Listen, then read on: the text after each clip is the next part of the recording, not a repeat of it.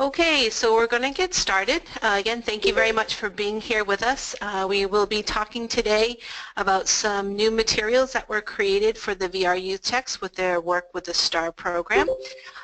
So let's go ahead and get started. Actually, I guess what I should mention is if you have questions as we go along, instead of just opening up the microphone to everyone, I'm just going to have you put your questions into the chat box. This way I can track your questions and then make sure that I answer them and have them available to people who are unable to join us today. All right, so let's get started.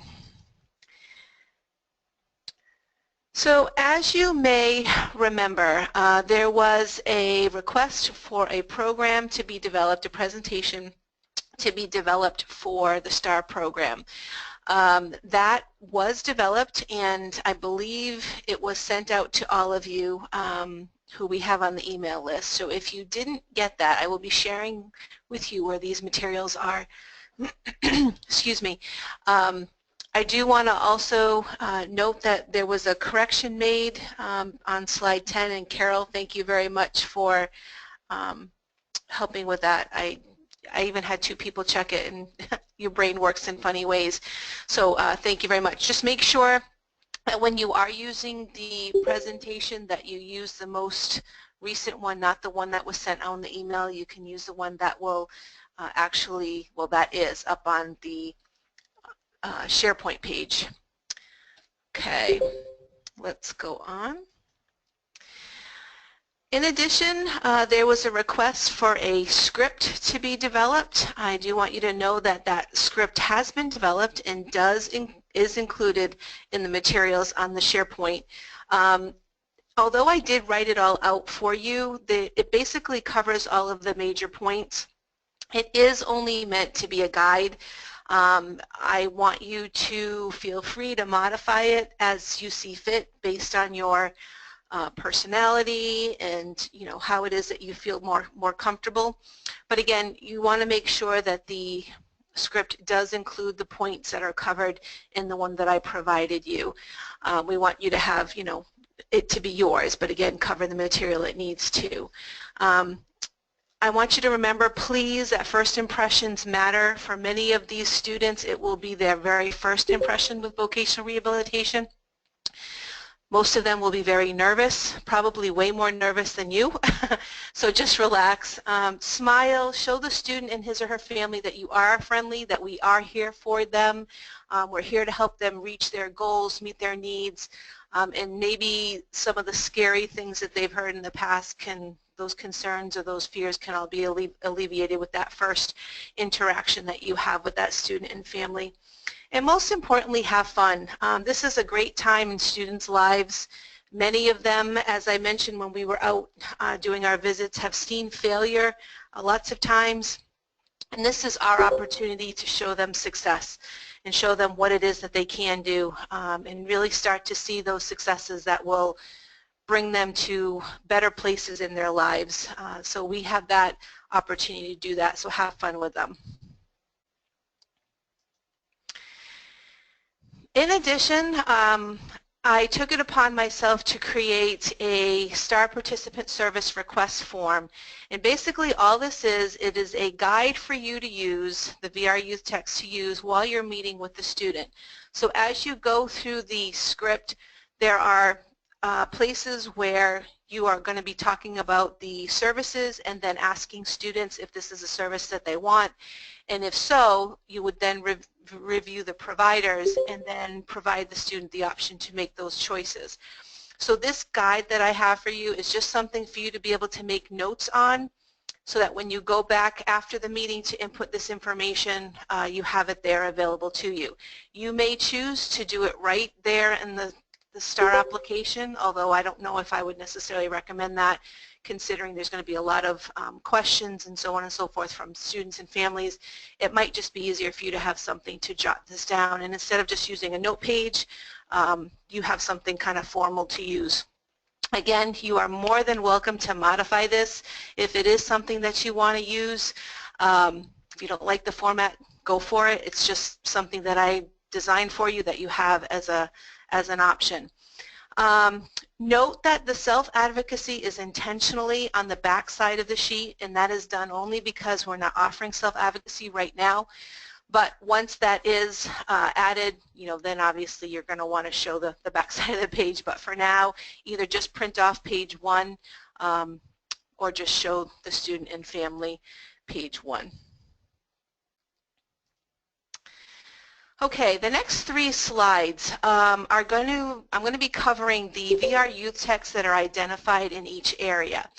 So let's go ahead and start with Area 1 first. This is the original list that was provided to IT by Melinda Jordan.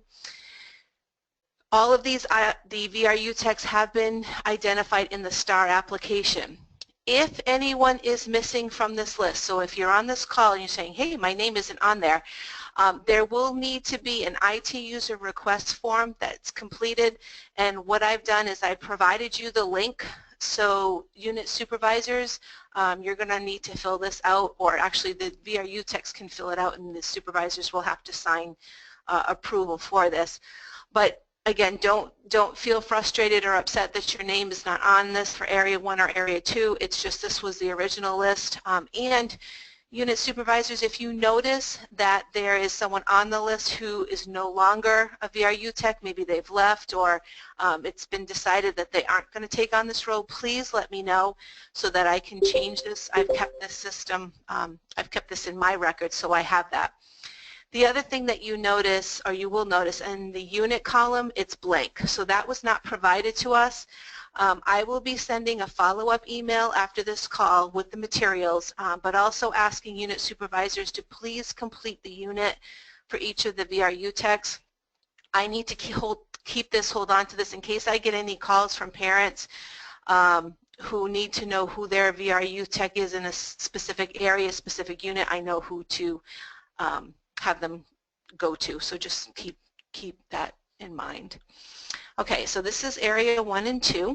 I'm going to go on now to Areas 3 and 4. So again, if you can take a look at this list, if you do not see your name on there, again, you're going to have to complete that IT user form, which is, the link is included, and any changes to that, unit supervisors, please let me know.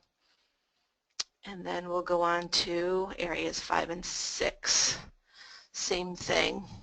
Take a look there. Okay. Let's go on. So I just want to give you an update as far as on the district STAR participation. I'm really excited to let you know that Alachua and Lake have both added school district representatives. Lake has actually identified a number of individuals. They're very excited for this opportunity, and as I am. There is a call planned with Miami-Dade, and we'll be talking about the STAR program as well as some other things, but this will definitely be part of the call. And then there is a call being scheduled with Broward, so we'll get that taken care of and talk with them and see if we can get that started for Broward. And then I will be continuing the outreach calls this afternoon and then all of next week. So the last kind of bullet that I want to share with you, that whole we can and we will, it may seem like an impossible challenge, but we will help districts see the importance and the benefit of WIOA, these pre-employment transition services for students with disabilities. However, we have to put our best foot forward and accept the challenge before we can expect our partners to.